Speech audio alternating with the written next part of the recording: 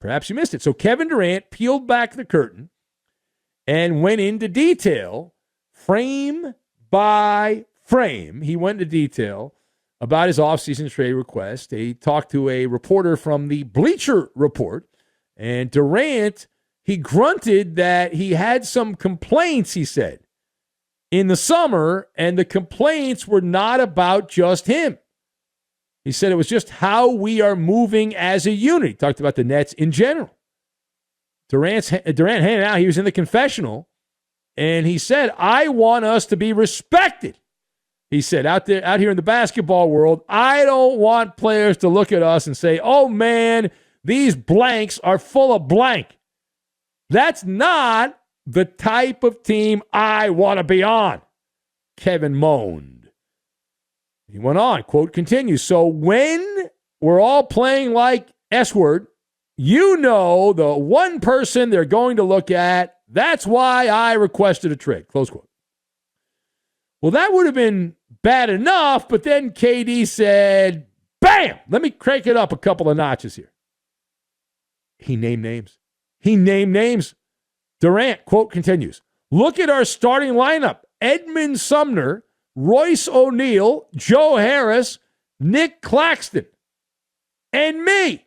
It's not disrespect, but what are you expecting from that group? Durant asked inquisitively.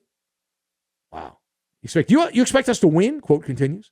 I'm out there, so if you're watching from that lens, you're expecting us to play well because number 7 is out there. Boy, talking about himself in his numerical sense. Now, KD said he was tired of the way the Nets were preparing behind closed doors and how opposing teams perceive them, as he said in that soundbite. And he said it was not difficult at all to request a trade because it was all about ball. All about ball. Yeah, okay. He then continued his rant and said he didn't like how the team was preparing, didn't like the shoot-arounds, practices, all that. And he said, I want to work on more blank, hold me accountable, get my ass in film, blah, blah, blah, blah. So he was calling out Steve Nash, the former coach. So let us discuss. The question on this is why was Kevin Durant so perplexed by the criticism that he asked for a trade? I've got Kirkland Brand, Carpetbagger, and Krusty the Clown. And we'll mix all of this together, and we are going to make some pizza. New York-style pizza, which is not the greatest style pizza out. It's okay.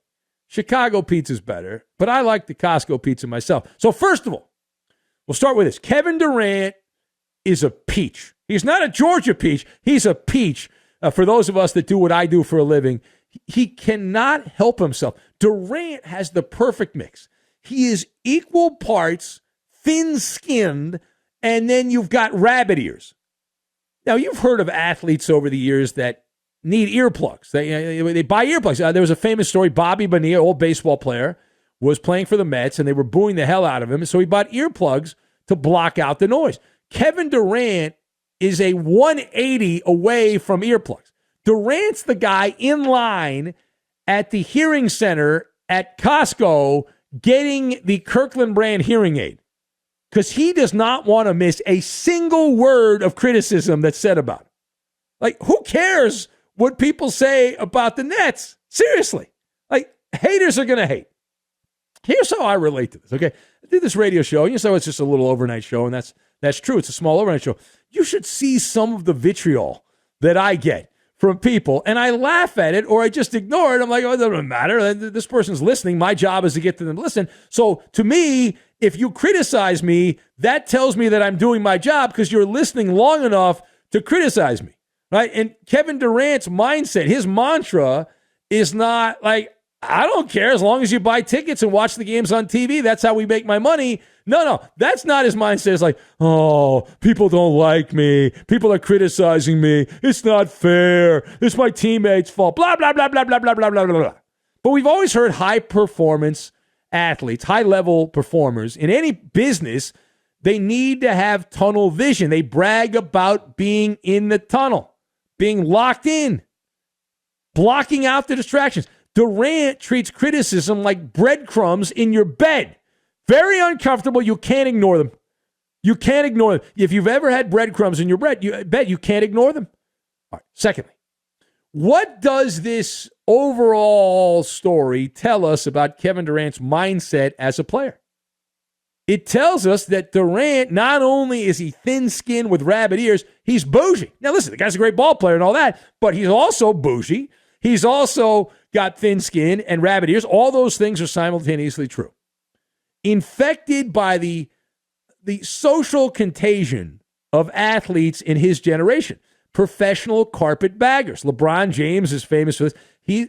Kevin Durant is an opportunist. Durant believes when the going get tough, the smart move is to leave, right? It's not when the going gets tough, the tough get going. No, it's like he wants to get going and leave the building. And that's been the defining part of Kevin Durant. You know it and I know it. Oklahoma City couldn't get over the hump. Skedaddle off to join the super team, the Golden State Warriors. When that became awkward with Draymond Green, he left. He hightailed it out, said, I'm done. I got to get out of here. I got to go to Brooklyn. I'm going to form my own super team. It's been a hot mess with Kyrie Irving. And so Durant thinks they're not going well. Durant looked around. He's like, wait a minute. I'm the Bohemian baller. I'm going to get out of here. I'm going to go out in the boondocks. There's got to be greener pastures out there somewhere. And that's how he is wired. That is how he is wired because that's the way it's supposed to go. You're a carpetbagger. You move on to, you're an opportunist. You move on to the next town. And you've been programmed that way. It wasn't always like this, right? For years, Michael Jordan, early on in his career, the Chicago Bulls sucked. Jordan was a freak show scoring points, and the Bulls were not good. Did Jordan try to leave? No, he didn't try to leave. Isaiah Thomas could have left the Pistons in that era. Didn't do it. It's not so much with Magic and Bird. They happen to be on good teams. But some of those other players, Reggie Miller's a great example. Reggie Miller, heck of a player. Indiana Pacers, very mediocre team, but Reggie stayed there his entire career. He never left.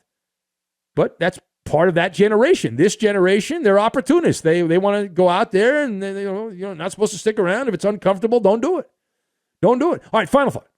How is this going to play in the Nets locker rooms? Because that's the juicy part of the story. This is the nectar of the gods, okay? Because you can add it now to a growing pile of dirty laundry. You can throw it in the laundry basket because it's dirty. Kevin Durant acting like Krusty the Clown. He's saying the quiet part out loud, and God bless him. Naming names.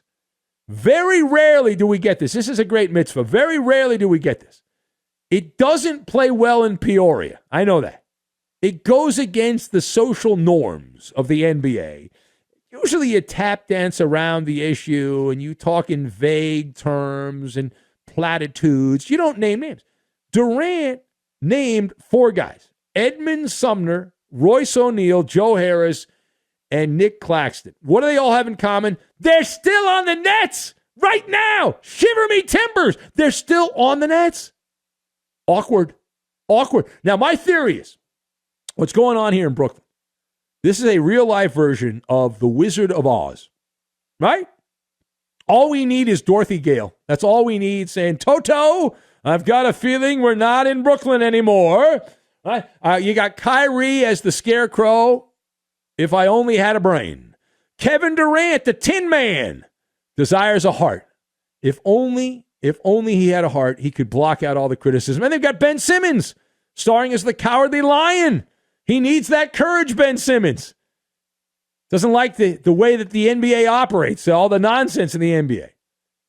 So you got all these guys working together. It's quite the show. I understand Kyrie's going to be back here, the anti-Semitic stylings of Kyrie, promoting a film that denied the Holocaust happened.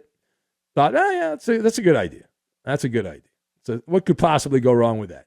So that's the Nets. That's the Brooklyn Nets right there. Good for talk radio, bad for winning basketball.